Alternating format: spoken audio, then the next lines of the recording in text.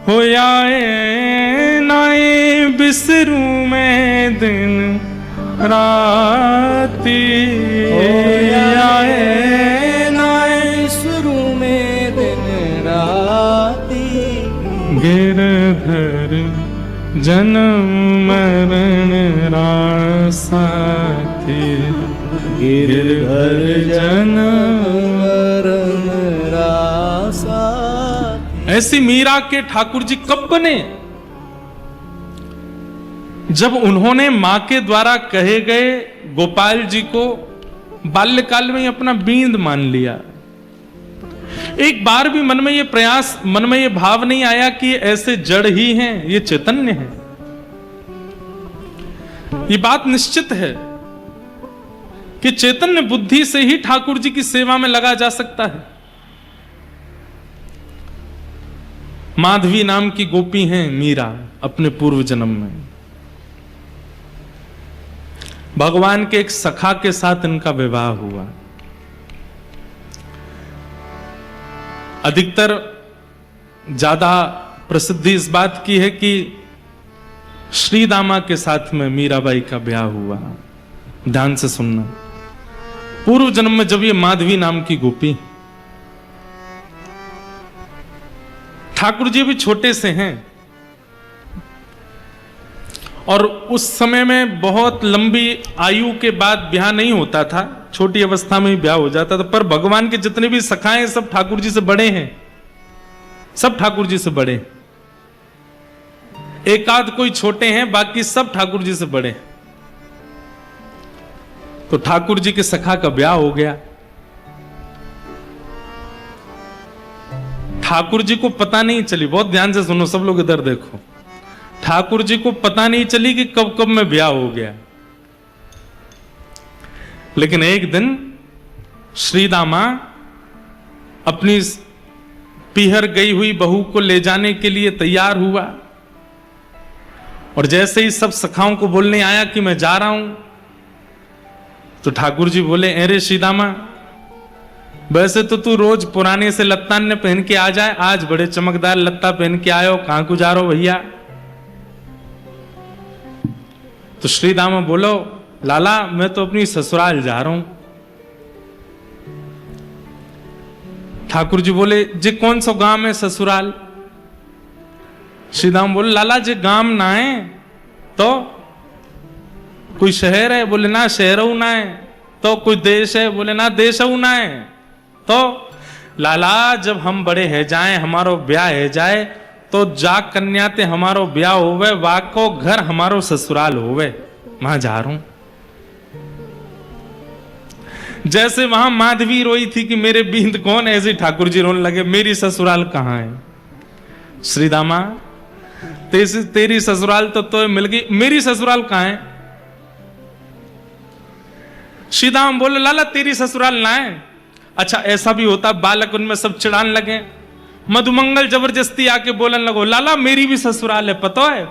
वो तेरी कहां? बोले मेरी जमुना पार है, मैं हूं जाऊंगा सज धज के।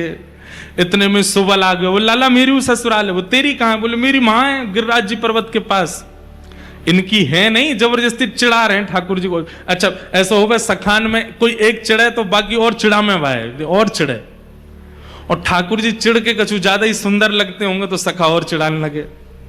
अब तो तन सुखा मन सुखा धन सुखा जे हुआ है। धन सुखा बोलो मैं हूं ससुराल जा रहा हूं, मन सुखा बोलो मैं हूं ससुराल जा रहा हूं, तन सुखा बोलो मैं हूं।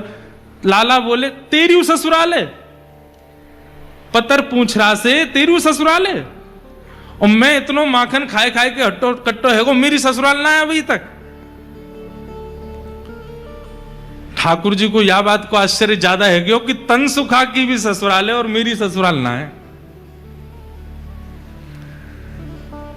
आज ठाकुर जी घर आए, दूर आकर के बैठ गए मुंह फुलाए के। नहीं तो रोज लौट के आमे मैया के कभी कंधा पे चढ़ जाएं, कभी गोद में बैठ जाएं, कभी लेट जाएं, कभी कछु खींचें, कभी कछु करें। आज चुपचाप बैठे।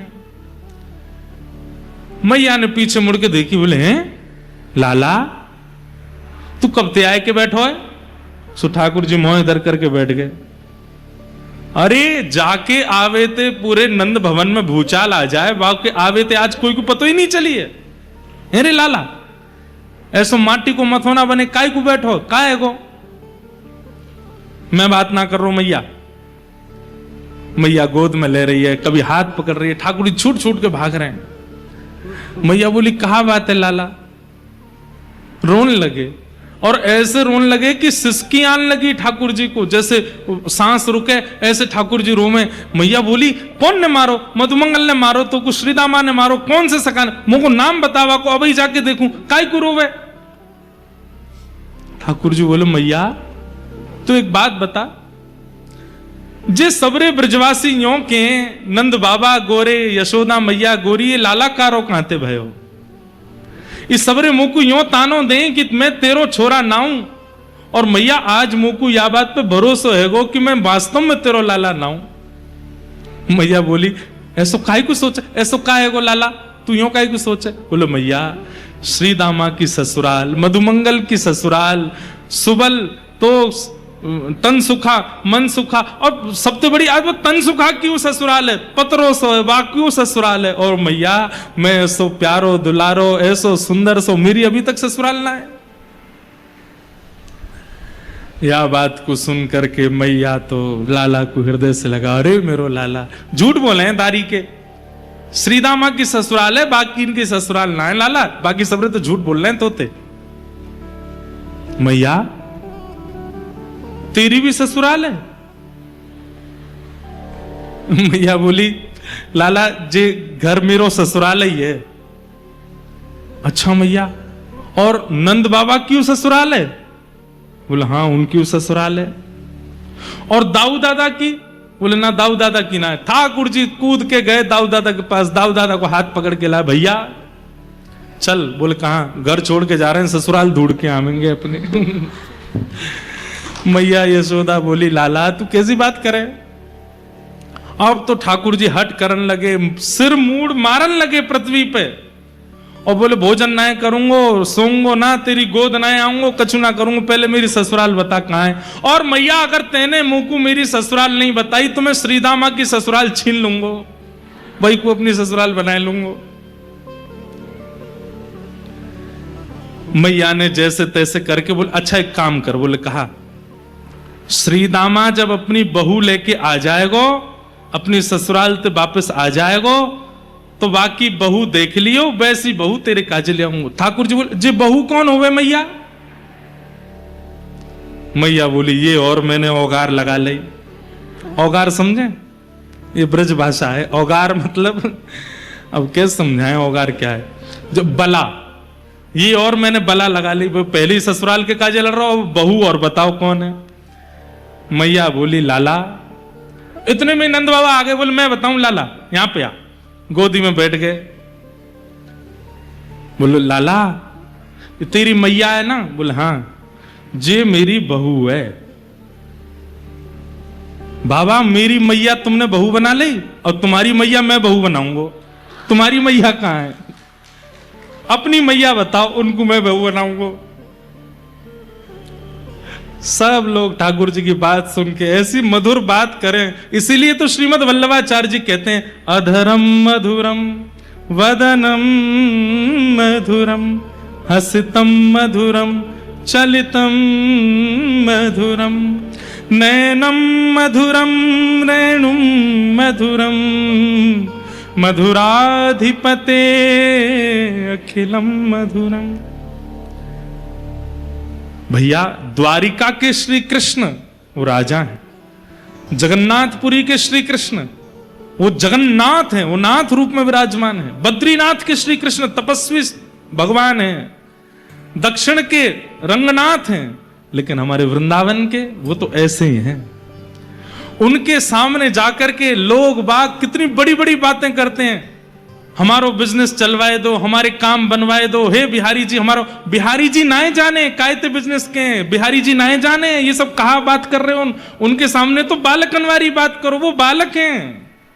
वृंदावन के श्री कृष्ण तो मधुर कृष्ण हैं, उनके सामने जाकर के सारे संसार के प्रपंचों की चर्चा मत करो।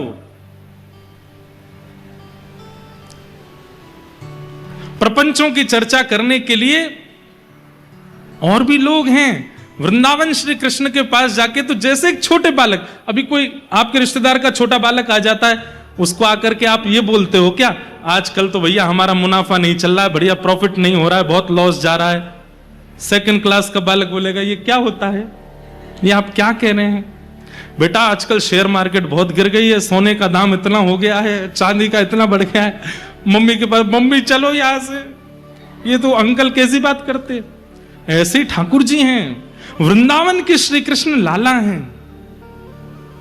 वृंदावन के श्री कृष्ण लाला से लेकर के रास बिहारी तक ही रहते हैं, उसके आगे की लीला श्री कृष्ण वृंदावन में नहीं करते। तो इसी मध्य में ही हमको लीला में प्रवेश करके वृंदावन जाना चाहिए। हम इन्हीं लीलाओं का चिंतन करते हुए जाएं।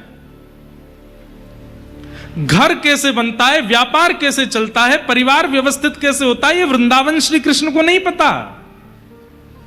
अब बात वो है भैया, जानते तो वो सब हैं, लेकिन हमें नहीं बोलना है, वो लाला है।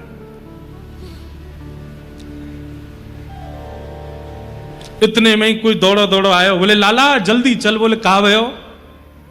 श्री दामा ससुराल ते आएगो, बहू लेके आयो है। ठाकुर जी तुरंत दौड़े, मेरी पीतांबरी कहां है, मेरी कारी कमरी कहां है, जल्दी लाओ पहन के। मैया बोली लाला कहा करेगो बहू को? बोले मैया मक्खन जैसा हो तो को खावे को खाऊंगो। लाला बहू खावे की चीज ना है, बहू तो देखवे की है, और फिर तेरा ब्याह हो जाएगा ना, फिर तू सब समझ में आ जाएगी। ठाकुर जी दौड़ करके गए, यहां श्री रामा अपनी बहू लेके, माधवी लेके आयो है। माधवी की माता जी ने माधवी को समझा के भेजा। बोले तू वापस अपने ससुराल जा रही है? बोले हाँ। सब चीज को ध्यान रखियो लाली, सास की बात मानियो, ससुर की सुनियो, पति की यूं करियो, आदि आदि सब बातें कहीं। और बोली तू एक बात तो गांठ बांध के जा। बोले कहा? बोले तेरे जो पति हैं श्रीदामा, इनको एक सखा है, वाको नाम है कन्हैया। बोले हाँ। चाहे कछु है जाए, जीवन भर तो को घूंघट में ही बूढ़ो है नो पड़ जाए, घूंघट में ही रही आई हो, लेकिन वाकू अपनो मुख मत दिखाइयो। क्यों मैया? अरे मैंने ऐसी सुनी है कि वृंदावन में वो कन्हैया नेक्सो वो जाको मुख देख ले या जाको अपना मुख दिखाई दे, वाको पातिव्रत धर्म आदि सब नष्ट हो जाए, वो वही को है कि रह जाए। माधवी ने तो तभी घूंघट कर लियो, और घूंघट करके गांठ बांध दी। बोले मैया मैं सौगंध खा के कह रही हूं, मुख नहीं दिखाऊंगी। बंधुओं एक बात बोलें, माताओं का बहुत बड़ा रोल होता है अपनी बेटी के ससुराल को सुरक्षित करने का। बेटी के मतलब बेटी की मां का, उसकी कैसी शिक्षाएं बेटी लेती है और अपने ससुराल में जाकर के कैसा व्यवहार करती है, इस पर मां को बहुत ध्यान देना चाहिए। आप कहेंगे महाराज जी ये बेटान ने क्यों नहीं समझाओ, बेटी ने क्यों समझाते रहते हो मंच से? भाई देखो समझाया उनको जाता है जिनके ऊपर जिम्मेवारी होती है। जो खाली बैठे रहते हैं उनको क्या थोड़ी समझाया जाता है? जिन पर कोई काम धंधा ही नहीं है, वो बस बैठने आए हैं, ऊधम करने आए हैं, ऐशो आराम करने आए हैं, उनको क्या समझाना है? पर जिनको संभालना है, जो व्यवस्था प्रमुख है, उनको समझाया जाता है। माताओं के ऊपर बहुत बड़ा दायित्व है, इसलिए उनको समझाते हैं, समझाया। लेकिन ऐसी शिक्षा नहीं देनी चाहिए जैसी माधवी की मां ने दी है।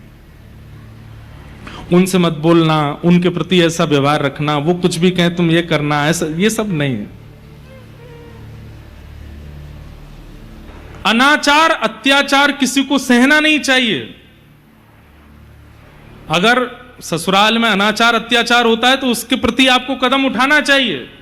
लेकिन कई बार ससुराल पक्ष के लोगों का व्यवहार अलग अलग होता है। नया घर है ना आपके लिए, तो उस व्यवहार को समझना चाहिए कि भाई सब लोग हमारे अनुकूल नहीं हो सकते, हम थोड़ा समझें इनका व्यवहार, इनके विचार, और उसके अनुकूल से हम फिर प्रतिक्रिया दें। हां, वो विचार अत्याचार में अगर परिवर्तित हो जाए तो फिर कदम उठाना भी चाहिए, लेकिन केवल आपके विपरीत स्वभाव वाला है और आप उसी से ही उखड़े उखड़े रहोगे तो फिर कैसे गृहस्थ आश्रम चले। सबका स्वभाव अलग होता है, थोड़ा समझना चाहिए। माधवी को समझाया कि तू कन्हैया को मुख मत दिखाना। माधवी ने गांड बांध ली, बोले कि कोई बात नहीं मैया, आप तुम यही देखना। निकल पड़ी अपने ससुराल की ओर। यहां बीच रास्ते में ठाकुर जी आ गए और ठाकुर जी ने आके कही, अरे सीदामा आए गए हो? बोले हाँ। कैसी लगी ससुराल? बोले लाला जब मिलेगी तो को तो पता चलेगी कितना सुख मिले ससुराल जावे में। ससुराल जाने में इतना अच्छा क्यों लगता है लोगों को? अभी तो ब्याह के बाद ही पता चलेगी, लेकिन फिर भी मन में भाव आता है कि सबको ससुराल, भले ही 4-5 दिन नहीं नहाता होगा, लेकिन जिस दिन ससुराल जाना होगा उस दिन जरूर स्नान करता है, नए वाले कपड़े पहनता है, बढ़िया सुंदर जो है दाढ़ी वाड़ी बना लेता है कि ससुराल जाना है। क्यों? घर में क्यों नहीं रहते ऐसे? क्योंकि ससुराल में मान मिलता है और मान व्यक्ति को प्रिय होता है। बहुत बड़ी बात है। मान जहां भी मिलेगा व्यक्ति को वो अच्छा ही लगेगा, और जहां मान नहीं मिलता हो वहां जाने की किसी के घर में कोई मान नहीं करता, सम्मान नहीं करता, इसलिए घर में मन नहीं लगता लोगों का। लेकिन वही मान सम्मान प्रेम घर में होने लग जाए तो घर से कौन जाए?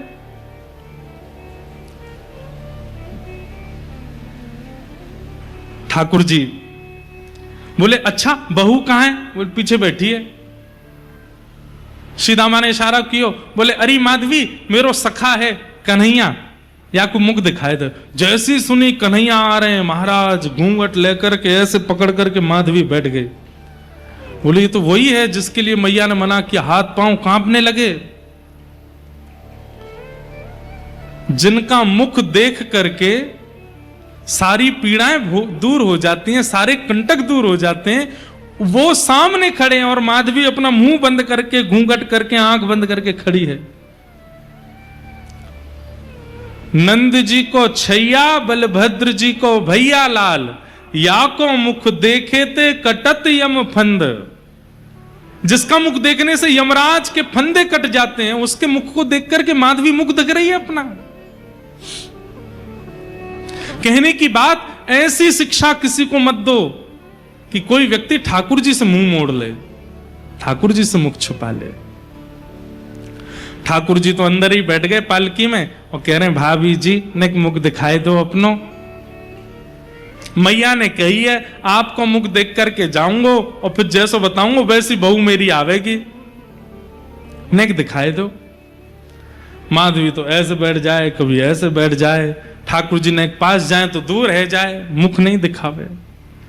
ठाकुर जी ने चरण तक पकड़ लिए, बोले अरे भाभी जी ने मुख दिखाई दो, मैं तुम्हारे पाम पर रहा हूं, ने दिखाए तो दो। लेकिन माधवी ने मुख नहीं दिखाया। नन्हे से गोपाल जी को क्रोध आ गया।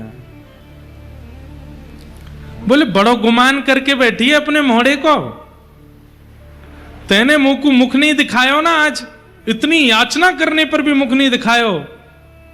मैं तो को वचन दे के जा रहा हूं, एक नहीं 2-2 जन्मन तक याचना करेगी तब भी मेरो मुख नहीं दिखेगा तो को, और युगन तक प्रतीक्षा करेगी तब भी मेरो मुख दिखेगा नहीं तो को। बड़े बड़े कष्ट सहने पड़ेंगे, बड़ो श्रम करना पड़ेगा, तब जाकर के मेरो मुख दिखेगा तो को। माधवी बोल पड़ी, मैं क्यों तड़पूंगी तुम्हारे मुख देखवे को? मोह तड़पे की आवश्यकता नहीं है, चले जाओ, कभी मुख मत दिखाइयो अपनो। ठाकुर जी बोले ये तो समय बताएगा, और ऐसा कहकर के ठाकुर जी चले गए। माधवी को तो लगी आज जैसे जान बची हो, लेकिन कौन जानता था कि वो किस भाव से वंचित हो रही है। लौट करके माधवी जब अपने ससुराल पहुंची, रहने लगी वहां पर। अब तो स्थिति ऐसी है कि गोपियों के साथ यमुना जल भरने जाती है तो गोपियां कृष्ण की बात करती हैं, लौट करके घर आती है तो सास ननद कृष्ण की बात करते हैं। रात्रि में कहीं घूमने जाती है, बैठती है सखियों के बीच में, तो वहां भी कृष्ण की बात करते हैं। अरे तेने देखी नंद को लाला आज कहा पहन के डोल रहा हो? अरे तेने देखी नंद के कन्हैया ने वाह वारी गोपी के यहां जैसे ऐसी लीला करी। माधवी कहती है तुम पे और कोई बात नहीं है, तुम्हारे अपने पति हैं, तुम्हारे अपने बाल बच्चे हैं, वो नंद जी के लाला पर पुरुष की ओर ऐसी कुदृष्टि क्यों रखती हो?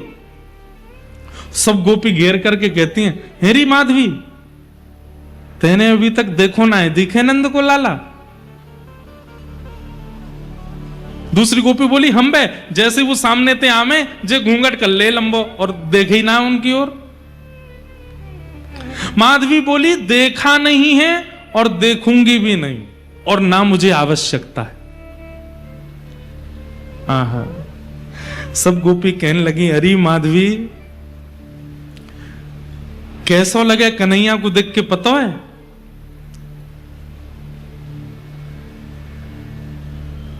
जैसे अंधे को मिल जाए ज्योति, निर्धन को मिले हीरे मोती, जैसे पतझड़ में फूल खिल गया मेरा सांवरा मुझे मिल गया। जैसे प्यासे को पानी मिल जाता हो, अंधे को नेत्र मिल जाते हो, निर्धन को मोती रत्न मिल जाते हो और पतझड़ में फूल प्रकट हो जाते हो, ऐसा ही लगता है कृष्ण को देख करके, कृष्ण को सुन करके, कृष्ण के बारे में जान करके।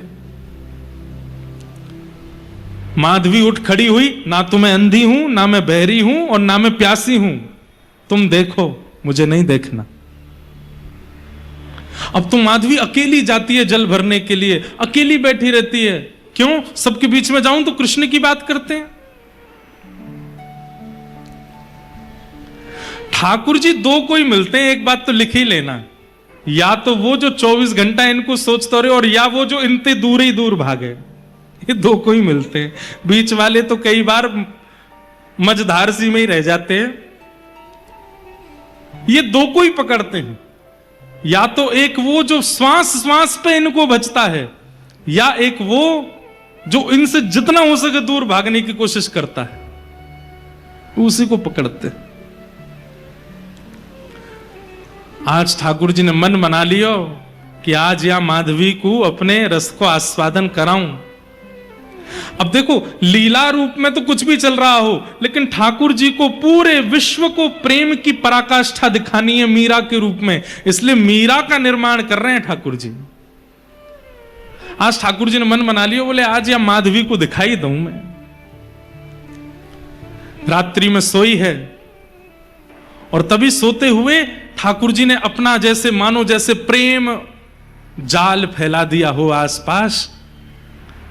रात्रि के 2-2:30 बजे हैं और 2-2:30 बजे ही माधवी को ऐसा लगने लगा कि भोर हो गई है और मेरे जल भरने जाने का समय हो गया है, और उठ करके खड़ी हो गई माधवी। तुरंत अपने वस्त्र आभूषण पहने और पहन करके मटकी लेकर के निकल पड़ी यमुना जी की ओर। आगे पीछे देखती है कि आज हलचल नहीं हो रही है, आज कोई भी गोपी अभी तक उठी नहीं है। अरे सूर्य उदय होने वाला है, अभी तक कोई जागी नहीं। मंदम मंदम सुगंधी बह रही है, वातावरण बड़ा पवित्र है, मन रूपी मन में जैसे एक विचित्र जैसा आनंद हो रहा है। आज माधवी को वायु का स्पर्श करके रोम रोम पुलकित हो रहा है, लेकिन अभी तक प्रेम प्रकट नहीं हुआ। क्यों? क्योंकि प्रेमी श्री कृष्ण नेत्रों से दिखे नहीं है, कानों से सुने नहीं है। मन में विचार कर रही है, आज कितना अच्छा मौसम है, आज कितना अच्छा वातावरण है। यमुना जी के समीप गई, आज यमुना जी प्रिय लग रही हैं, वृक्ष वल्लरियां प्रिय लग रही हैं। वही वृंदावन जिसमें वो हमेशा से रहती है, आज वो वृंदावन कुछ ज्यादा प्रिय लग रहा है। यमुना जी में जल तो कम भर रही है, बार बार मटकी में भरती है और फिर खला देती है, फिर भरती है, फिर खला देती है। ये प्रेम के लक्षण प्रकट होने लगे माधवी के चित्त में। अंत तो गत्वा सोचने लगी, अरे इतनी देर है गई, अभी तक मैंने जल ही ना भरो, जल्दी चलूं। जल भर के और जैसे ही उछान लगी, वही मटकी है जो रोज लेकर के जाती है, लेकिन आज वो मटकी इतनी भारी हो गई कि माधवी से उठ नहीं रही है। खूब प्रयास कर लिए, कभी इधर से उठावे, कभी उधर से उठावे, कभी नीचे से उठावे, लेकिन मटकी ना उठे। मन में सोचने लगी, अरे इतनी भारी कैसे हो गई? दूर दूर तक कोई गोपी भी नहीं जो सहारा दे दे तो उठा लूं। मन में सोचने लगी, कोई आ जावे, नेक सहारो लगा दे, सो ये मटकी उठ जाएगी। इतने में ही ललित गति विलास वल गुहास प्रणय निरीक्षण कल्पितो रुमान कृतमनुकृतवत्य उन्मदान्ध प्रकृति मगन किलयस्य गोपबद्ध। आहा, पीतांबरी पहने, मधुर चाल, छम छम छम छम छम स्वर लहरियां सुनाई दे रही हैं। आज ये स्वर माधवी के कानों को जैसे मानो अति सुख दे रहे हों। माधवी कह रही है, अरे कोई तो आ रही है, कोई गोपी तो आ रही है। तो दूर से माधवी कहने लगी, हाँ जल्दी आ, अरे जल्दी आ बहन, अरे नेक मेरी मटकी उचाए दे। ठाकुर जी की छम छम छम चरणों की आवाज से पता चल रहा है कि धीमी गति से चल रही है। तो माधवी चिल्ला रही है, अरे तो कुछ सुनाई नहीं दे रही, नेक जल्दी से चल के आ। तो ठाकुर जी की जो गति है वो तेज हो रही है, छम छम छम छम छम जोर से चल रहे हैं। माधवी को सुनाई देता, हाँ बस आवे वारी है, आवे वारी है, आवे वारी है, आ गई होगी। और जैसे ही ठाकुर जी सन्मुख आए, पीतांबरी पहनी है, मोर पिछ लहरा रहा है, श्याम वर्ण की कांति है। और आए करके त्रिभंग लली श्याम सुंदर दोनों चरण अपने इधर उधर करके और एक दीवार पर टेक लगाए के दूसरा हाथ कमर पर धर के देख रहे हैं माधवी की ओर।